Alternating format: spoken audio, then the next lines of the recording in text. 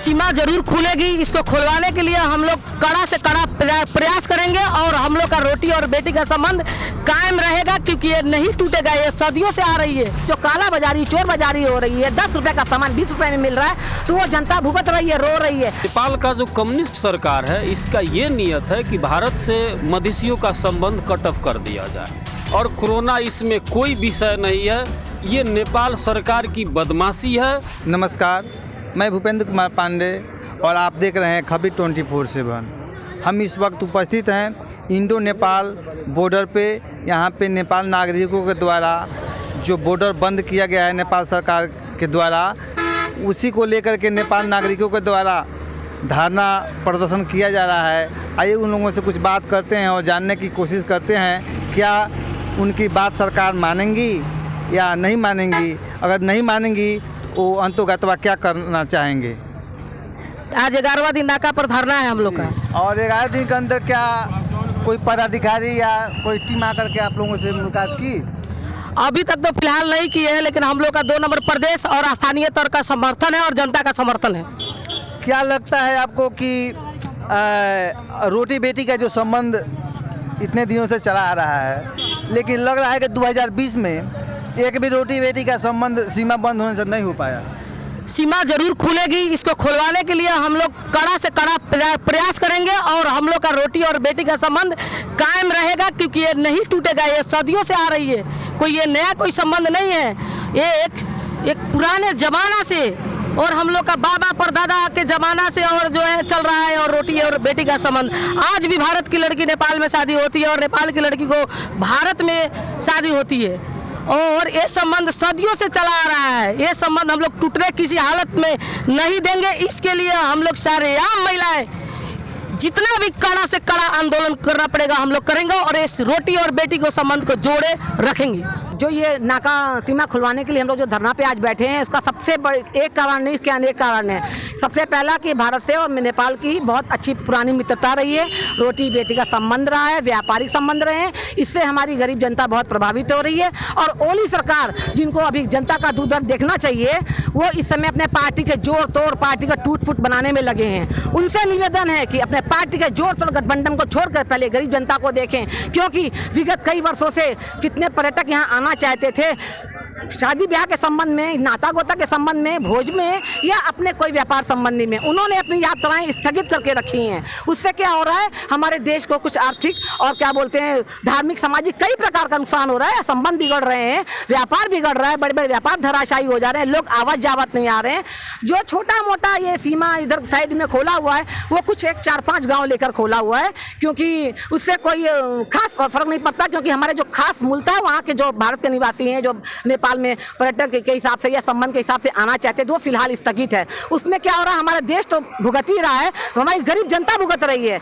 आर्थिक मंदी हो गई है, कमाई धमाई बंद हो गई है, और सबसे बड़ी बात जो काला बाजारी, चोर बाजारी हो रही है, 10 रुपए का सामान 20 रुपए में मिल रहा है, तो वो जनता भुगत रही है, रो रही है, लेकिन डर के मारे वो बोल नहीं पा रही है। उधर यही हमको ओली सरकार जी से कहना है कि कृपया अपनी कुर्सी का मोह छोड़कर अपने पार्टी के जोड़ तोड़ में ना लगे रहे। एक बार इस गरीब जनता में आकर देखें कि इसको यहाँ पर मधेश में हमारा जो ये नाका सीमा जो बंद करके रखा है, उसमें वो हमारी गरीब जनता किस पिसान में पिस रही है, कितना दुख झेल रही है। नहीं तो उनको अपनी कुर्सी में बैठने का कोई हक नहीं है, कोई अधिकार नहीं है। कहना ये है हम लोगों को कि नेपाल सरकार का जो नीति है वो भारत विरोधी नीति है, और इसका प्रमाण क्या हुआ है अभी आपको पता ही है।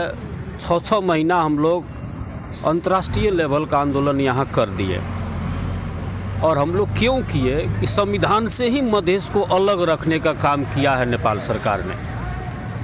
और कम्युनिस्ट का सरकार जो है खास करके सबसे ज़्यादा मधेश विरोधी काम उसी का है। इसने आपको मैपिंग तक कर दिया, नया नक्शा तक का काम इसने कर दिया।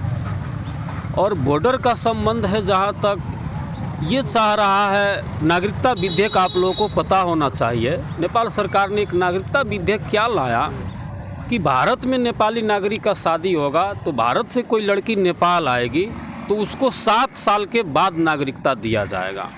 तो इससे स्पष्ट क्या हो रहा है कि नेपाल का जो कम्युनिस्ट सरकार है, इसका ये नियत है कि भारत से मधेसियों का संबंध कट ऑफ कर दिया जाए। इसने नागरिकता का काम इसलिए किया कि उधर का लोग इधर शादी करना नहीं चाहेंगे और इधर का लोग उधर नहीं करना चाहेंगे। लेकिन ये पॉलिसी जो है ये चलने वाला नहीं है। बेटी रोटी का संबंध है, सदियों हजारों वर्ष से पुराना संबंध है नेपाल भारत का। तो वैसा संबंध को यदि संबंध विच्छेद करना चाहेगी नेपाल सरकार, वो संभव नहीं है और सभी लोग पीड़ा में है। ये देश ही पीड़ा में है, केवल मधेश नहीं, कम्युनिस्ट ने इस देश को ही पीड़ा में ला दिया। अब आप खुद यहाँ नाका पर देख रहे हैं कि 200 मीटर आप घूम करके जाइए, रोज एक्सीडेंट हो जा रहा है, रास्ता नहीं है। और 200 मीटर सीधे जाने में क्या दिक्कत है? बूढ़े और बच्चे को आने जाने में बहुत नहीं, किसी को नहीं, बच्चा को, महिला को, वृद्ध को, किसी को नहीं जाने दे रहा है लोग। तो हम लोग गए थे और सीडीओ साहब से बात भी की और मैंने स्पष्ट उनसे पूछा कि नेपाल सरकार की पॉलिसी क्या है, आप बताइए, जाने देना है कि नहीं जाने देना है? तो नहीं जाने देना है, लेकिन अभी कोरोना को लेकर के ये स्थिति है।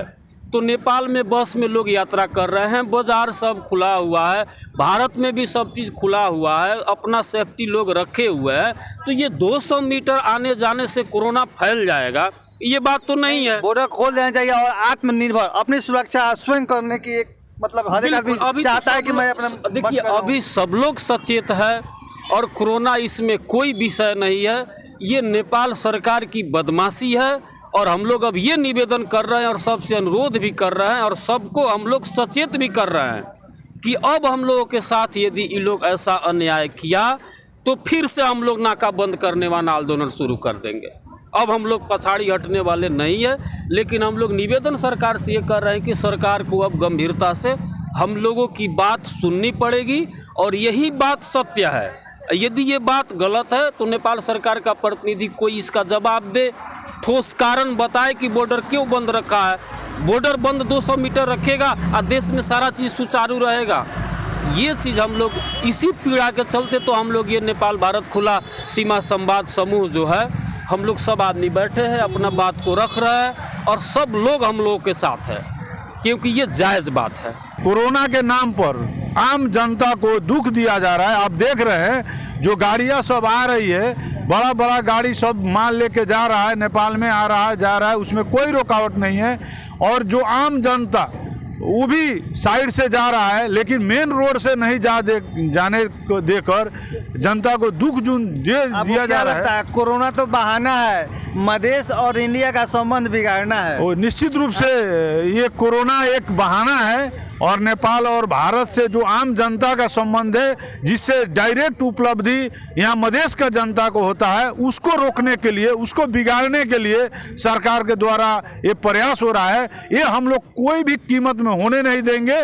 और जो ये आंदोलन का जो शुरुआत हुआ है, ये एकदम सराहनीय काम है। आम जनता इस पर एकदम समर्थन जना रहा है और आने वाला दिन में यदि सरकार इसको नहीं स्वीकारा तो और सशक्त गांव से जनता अपना शक्ति प्रदर्शन करने के लिए भी तैयार है। नहीं मानेगी सरकार तो अंत तक हम लोग जितना दिन धरना कसना पड़ेगा कसेंगे, हम लोग आंदोलन जारी रखेंगे अपना। नहीं होगा तो आप लोग 3 महीना बंद कर देख चुके हैं बॉर्डर। नहीं तो वो तो 6 महीना और बंद हो जाएगा। 3 महीना बंद किया, 6 महीना और हो जाएगा। हम लोग का ये जो संबंध तोड़ने का ये लोग वजह ढूंढ रहे हैं, वो वजह हम लोग नहीं खारिज करेंगे, अपन संबंध कायम रखेंगे। हम लोग जनता को भी कुछ समझना पड़ेगा और मीडिया को भी आप लोग को समझाना दें जनता को, क्योंकि हम लोग आपस में एकजुट होकर लड़ना पड़ेगा। मैं ये कहना चाहता हूँ कि नेपाल सरकार जो यहाँ का मधेश का जनता के साथ जो शोषण कर रहा है, विगत 62 साल से ये नेपाल का मधेश का जनता के साथ जो शोषण हो रही है, इस प्रदेश की जनता के साथ में ये नेपाल सरकार, आप देख सकते हैं नेपाल और चीन का जो बॉर्डर खोल चुका है और वीरगंज जो नाका है पारसा जिला के ऊपर जो शोषण हो रहा है यहाँ का प्रशासन के द्वारा, यहाँ का सरकार के द्वारा, इस सरकार को कुछ नहीं दिख रही है। यहाँ की जनता के साथ जितना शोषण करना है उतना कर ले। और जितना 77 नेपाल में 77 जिला है, जितने 77 जिला में प्रशासन है उतने एक जिला परसा जिला में यहाँ का प्रशासन है। हर एक गांव में 10 चौकी 5 चौकी है। ये शोषण नहीं है तो क्या है? यहाँ के जनता के साथ शोषण नहीं है तो क्या है? आपकी पहाड़ में चल जाइए, आप 20-20 किलोमीटर दूर पे जाइए, एक चौकी नहीं मिलेगा। मगर यहाँ परसा जिला के अंदर में जाइए, आपके हर एक गाँव में 3-4 चौकी मिलेगा। ये क्या है? यहाँ का शोषण नहीं है, यहाँ के जनता के साथ शोषण नहीं है तो क्या है?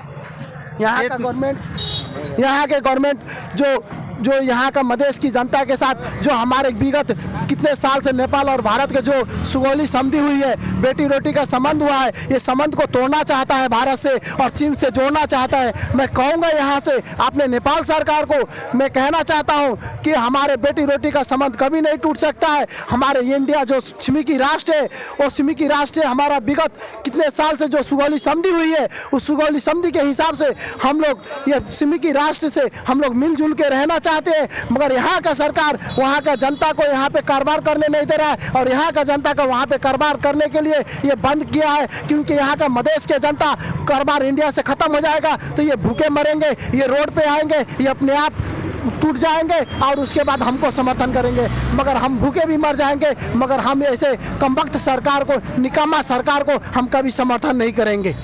मैं वर्तमान नेपाल सरकार से आग्रह करता हूं कि भारत नेपाल मैत्रिक संबंध कायम करने में और बॉर्डर को खुलवाने में यथाशीघ्र प्रयास करें, क्योंकि ये दोनों देश बेटी और रोटी का सवाल है। इन लोगों को आना जाना और व्यापार सब बंद हो रहा है।